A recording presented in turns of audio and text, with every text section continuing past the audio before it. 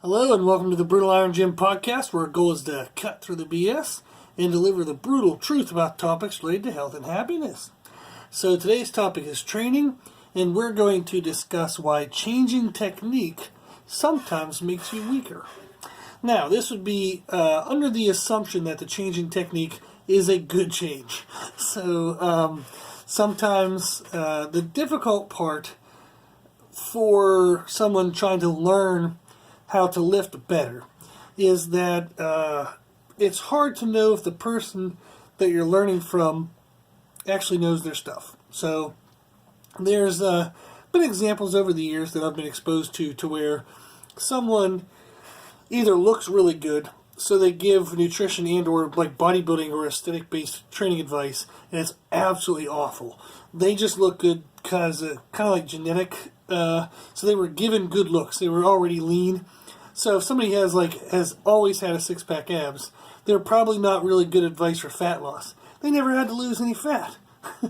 So if somebody's always had nice rounded kind of pretty muscles, they're probably not really good advice for how to build that for yourself because they've always already had it. So same thing for somebody being strong. So in strength sports, sometimes you'll see people who are naturally already strong, and they'll kind of get a lot of attention from people. People want to say, man, how'd you get so strong? And the person shares their training techniques, but it wasn't their training techniques. They were already just strong. So I have met people in my life where the first deadlift they ever did was like 500 pounds or like 400 pounds or 600 pounds, or they could squat like right away. I remember there was one guy I met within 6 months of lifting in the gym, he could squat 600 pounds raw, like just knee sleeves. And it's like, you are a jackass. So, because I am totally jealous of that. But if somebody's always had something, they're probably not going to be the best teacher at that.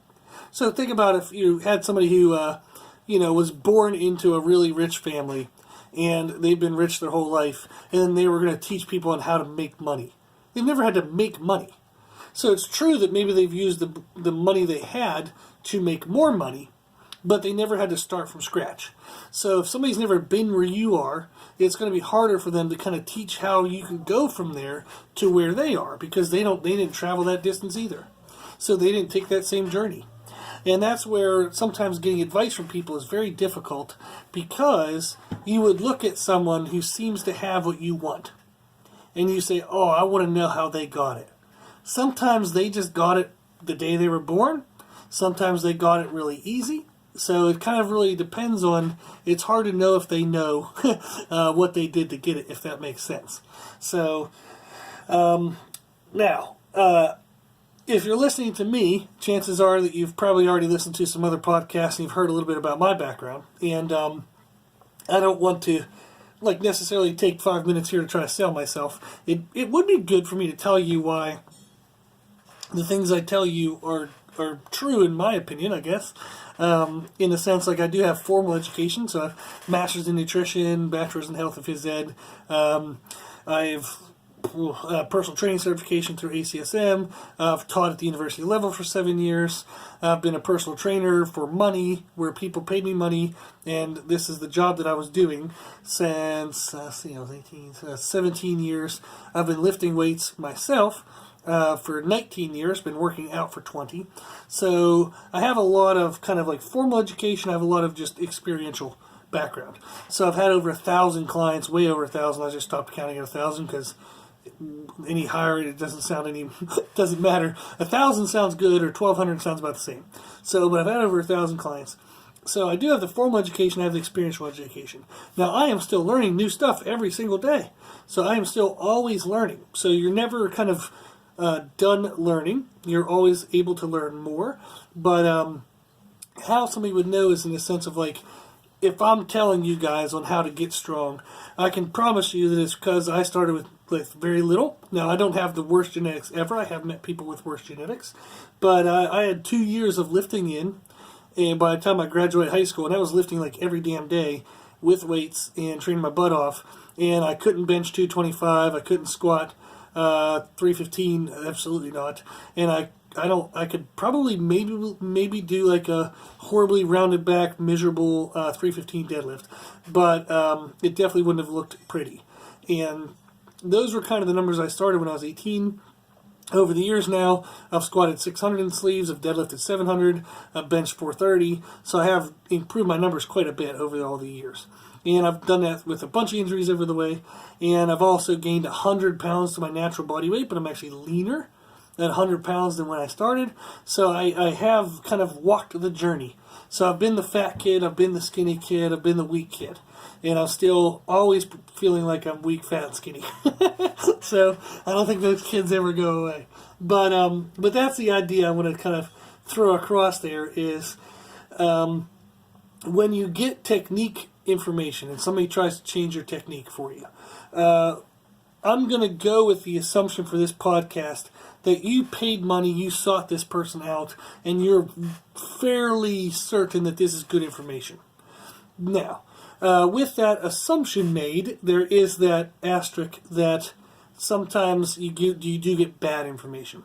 So we're going to talk about why changing your technique, even if it's a good change, can sometimes make you feel weaker right away. So I'm going to give you an example of some stuff. We'll talk through it and kind of work our way.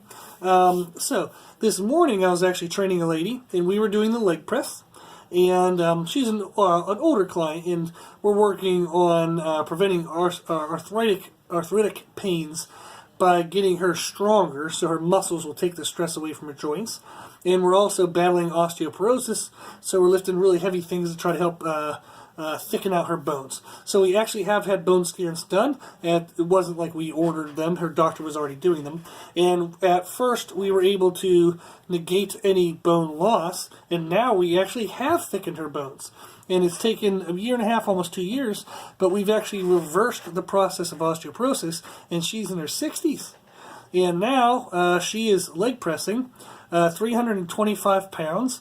We have a Nebula leg press, which is a much harder leg press than, say, hammer strength. So hammer strength leg press or Life Fitness, they're the same company. Those leg presses, you can load like 2,000 pounds.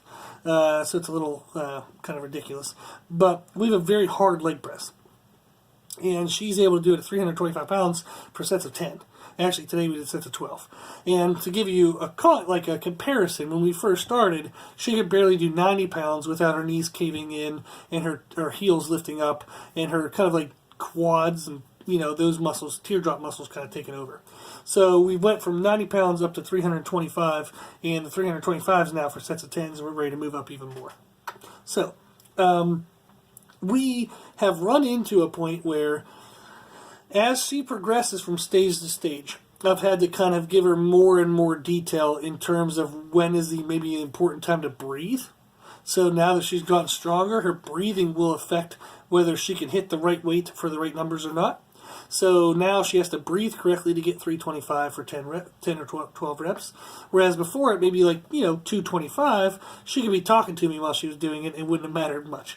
So now that we're kind of getting closer with the skill of maximizing her current body's potential, we get more and more fine-tuned with our technique. So that way we can get more and more out of her body's potential. And one of the keys we've been working on is the breathing, but also her kind of pulling herself into the leg press machine a little bit. So creating some braced tension for her to be able to press out of. So before, sometimes she wasn't paying attention, and she'd even be talking with her hands while she was lifting. Then other times she would kind of like push herself up out of the seat as a way to kind of like feel quote-unquote braced, but that was definitely not strong. So I'm teaching her now to pull a little bit into the seat, like she's trying to pull herself down into the seat, and that's creating bracing for her. Now, what happened today was, since that bracing concept is rather new, she's having to give mental effort towards the bracing, which now reduces the amount of mental effort she can put towards her actual pressing of the weight. And she found it like very, very difficult to get to 325 today, kind of a greater difficulty than what she had maybe expected. So what we talked about was when you add cues to your technique, when you add more components, at any one given time, you only have 100% of yourself to give. So if we're looking at like a single workout, I only have 100% of myself to give during this workout and during, say, this next set of an exercise. If I allocate, say, normally I pay attention to 5 things. I allocate my 100% to those 5 things. each of the 5 gets a percentage. They're not always equal, but for this purpose, we're going to say they're all 20%. So you're paying 20% attention to 5 different things. And that's the 100% that you have to give yourself. But what if I add a new cue or a new concept, and now you have to pay attention to 6 things? That means each of the previous 5 now gets less attention because you have to make room for that 6th one to come in. Now, that attention being spread out amongst new cues and still the old ones will result in us sometimes being less able to perform the exercise as well. So in her case, for example, let's just look at the concept of pressing with her legs. Previously, that's all she paid attention to, so that was 100% of what her effort went into. Now, all of a sudden, she had to pay attention to pulling down with her arms. So maybe she gave 15% attention to pulling down with her arms. But that means that now she only had 85% attention to give to her legs. But that 325 pounds kind of required all of that 85% or even 90%. So as she was trying to pay attention to pulling down, she would go to push. All of a sudden the legs would kind of get really close to failing. All of a sudden she'd have to allocate more of that effort and energy thought into the hands, back into the legs to be able to finish the rep. So that ends up what's happening sometimes is when you focus on a new technique or cue, or you hyper-focus more into one that you already thought you were doing well, you're just wanting to put better attention into it. What ends up happening is that you start to divide your attention out, and you won't be able to perform as well to the actual moving of the weight. So we'll see this sometimes with people who are squatting. So maybe we change their foot position. It changes a little bit of the percentage of muscle firing. So it changes their muscle pattern during the movement. And now all of a sudden they'll move a little bit slower than normal. And they'll say to themselves well, it feels more efficient. Like it feels correct. But man, it feels really slow. And that is the same concept. Is what happened was we changed your percentage around. We changed your body around. You still only have 100% to give, but now your body's having to kind of think the process through. So, whereas previously you might have been able to just kind of like, your brain said, muscles move, the muscles go, okay, done. Now, all of a sudden, your brain says, muscles move, but move in this way. The muscles go, oh, okay, well, is this correct? And it sends a signal back up to the brain. The brain says, yeah, that's correct, which sends a signal back down to the muscles, and then the muscles can go. So now there's an added level of communication. So rather than just the brain signal to the muscle, there's now brain signal to the muscle back to the brain back to the muscle. So now we have that longer conversation. That is why you will move slower, because now there's more communication happening, and that creates a delay in how your movement pattern fires. So there's kind of another reason why when we change or pay more attention to our technique in certain ways, our performance downgrades. So maybe, previously if a person could squat 225 for 5 reps, now all of a sudden they're only getting 3.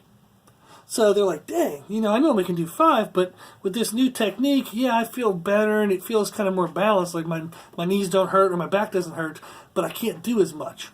And all that is it's a little bit of a delay in the nervous system communication. You did not get 2 reps weaker. So you still have the same strength, you just are now kind of allocating it out in different ways and paying attention to different pathways and different cues maybe even. So that's why that ends up happening. So, now sometimes I have had clients who are I live in Rock Hill, South Carolina, which is about 15-ish minutes south of Charlotte, which is a pretty big city. So sometimes I'll have people come down, and I've worked with clients for kind of one-off sessions, where say it's a CrossFit athlete, and they're really high-level athletes. I've gotten to work with some athletes who've been to the CrossFit Games, but they were maybe really awesome at endurance, and they're not that great at strength. So their coach knows who I am, I know who they are, and they kind of send them down here, and we kind of work on strength and technique. And what ends up happening is I might change their positions, all of a sudden we better use their muscles, and bam, they hit a new PR. So maybe it turns out to where maybe we work up in the workout up to only 90% of their 1 rep max, but now all of a sudden they hit 90% for 4 reps. which would indicate that they're, actually moving better and they could probably hit a bigger PR. So typically at 90%, you're going to be lucky to get, 2 to 3 reps. So if they're cranking out 4, it shows you that that was an improvement. Or will even actually beat their PR. So I have had people come down, and they might say, yeah, the most I've ever squatted was, 365. All of a sudden we work together, we figure out good positions, and all of a sudden they hit 375. And that does happen. That is less likely to happen than what all the YouTube videos you would find make it seem like. So a lot of times people who sell coaching services, they will film and show you those sessions where things go super duper uber well, but that's not the most common. So, and that can make somebody who doesn't get that response feel like maybe they've failed. And absolutely you're not a failure. So more often than not, when you change a technique, it ends up feeling better in the sense of you don't have specific joint pains and you feel like the movement is more better balanced, but you'll actually not be able to express your old level of strength. So that doesn't mean you're wrong, doesn't mean you're a failure, it just means that people who are making their YouTube videos and trying to hype their services are being assholes and only showing you like the best case scenarios. So they're not showing you what true life really is. So, now, what ends up happening most often, like we said, is the movement will feel kind of sort of better, but it's going to feel slow. And you're like, man, I'm trying to move, like I'm telling my body to go, but it's just not moving as fast. And again, the reason why is your muscles are now adding a layer of communication. So the brain tells the muscle what to do, the muscle has to check with the brain to make sure that that's what it really wanted, and the brain says, yes, that's what I really want, so then it does it. And then, to add on top of that, while you're doing the movement, the brain is paying attention to the muscles, and the muscles are paying attention to the brain. So the muscles start to do it, and then the brain says, okay, I'm watching you. I'm watching you. Hey, don't do that. Do this. Okay, I'm watching you. And it kind of like supervises the process.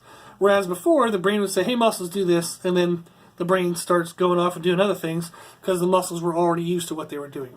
So that's that quote-unquote autopilot.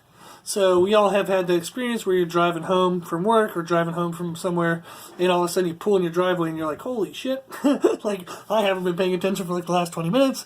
How in the hell did I not hit anybody? And you just kind of like hit autopilot. You weren't really paying attention. And that's whatever we do in our training that we do the most consistent, our body will turn autopilot on to where it does it so much that your brain doesn't have to think about it while it's doing it. Now, sometimes that can be a bad thing because you learn bad habits that way. So when you put in a new habit and you want to form a new autopilot, you have to get through all of the reps that it takes for your brain to finally decide, okay, you've been doing this consistently enough now, I'm going to make this my new normal. That's why when you practice new technique, it's ridiculously important that you are insanely consistent. So you never want to break that technique. So every time you do one bad rep, it resets the brain or it makes the brain question that autopilot development. So you want to make sure that anytime you're learning new technique, you never falter out of that technique. So you just hit that perfectly over and over and over and over.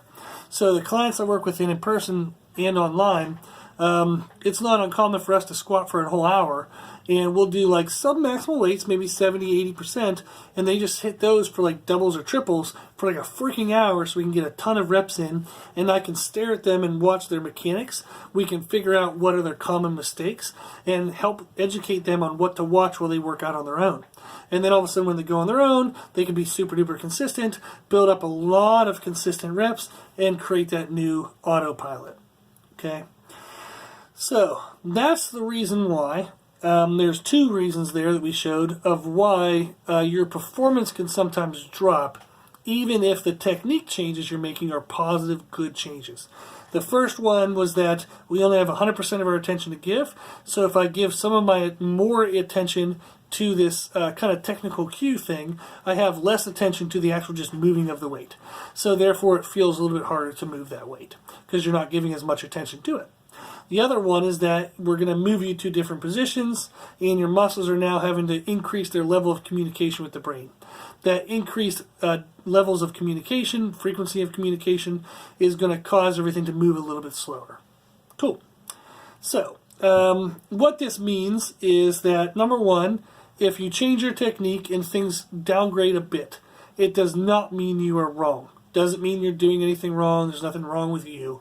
That's just actually the more commonly what happens than, again, what we tend to see on the wonderful world of social media.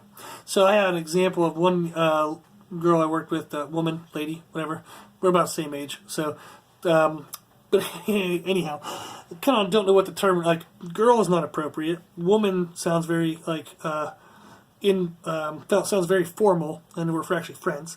So, getting way off track here. But anyhow, I was helping a female of the same age, and we were doing squat development. She had been squatting, she kind of hit a plateau, and she was having some pain in her hip. One of her hips was kind of hurting when she would squat. So we looked at her form. Her form was very quad dominant. She was overusing her quads and her lower back, and she wasn't using her hamstrings and her glutes correctly. Now, she had big glutes, so she had a big booty, but she wasn't actually using it very well. So it's kind of funny. So we actually were kind of joking about that throughout the process. But we changed her position around. We got her to get more balanced in her heels rather than in her toes. We got some of the work out of the quads and back into the glutes and hamstrings.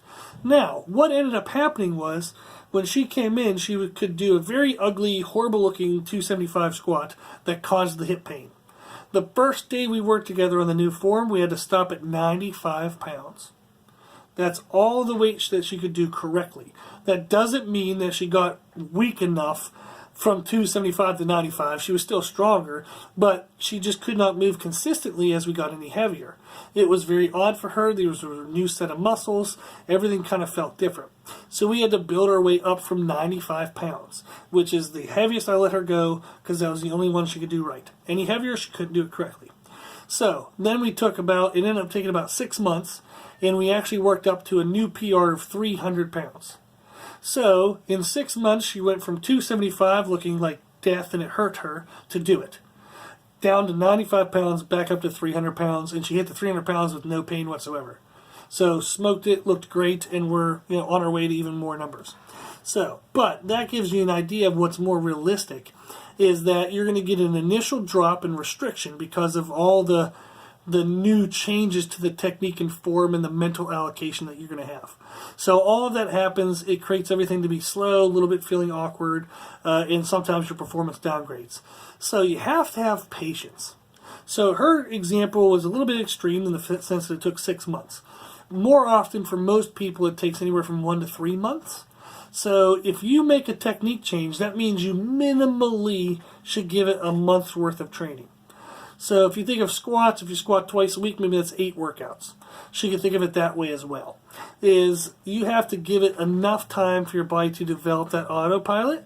That autopilot will only develop if you give it enough repetitions. And they have to be consistent.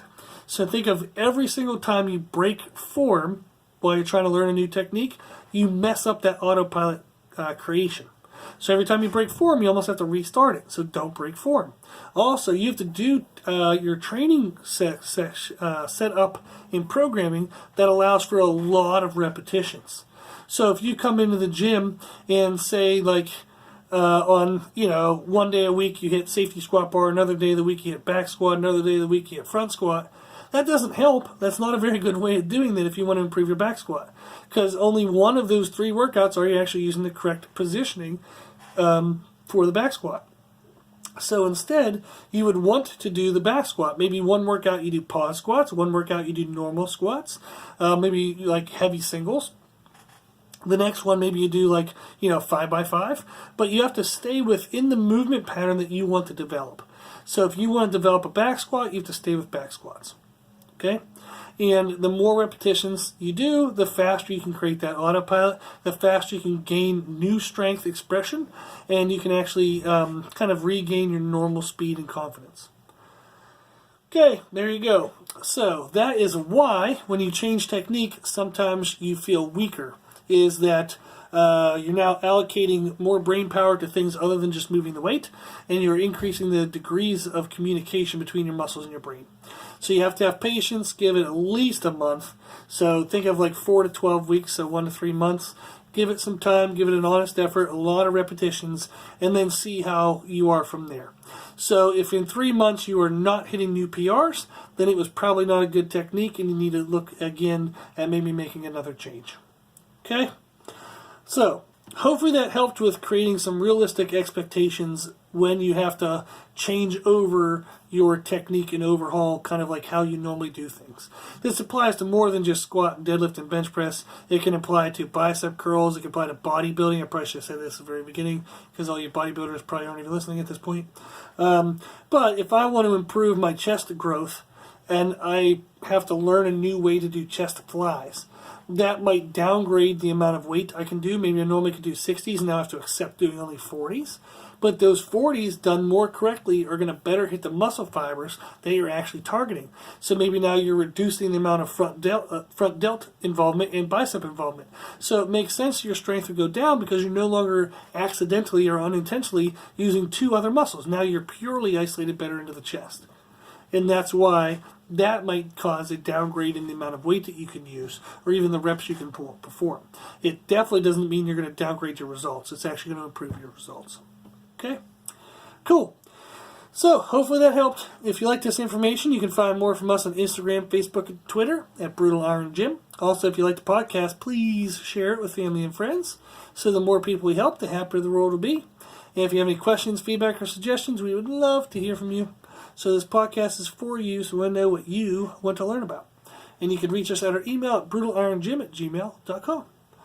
As always, I hope this was helpful, and thank you for listening.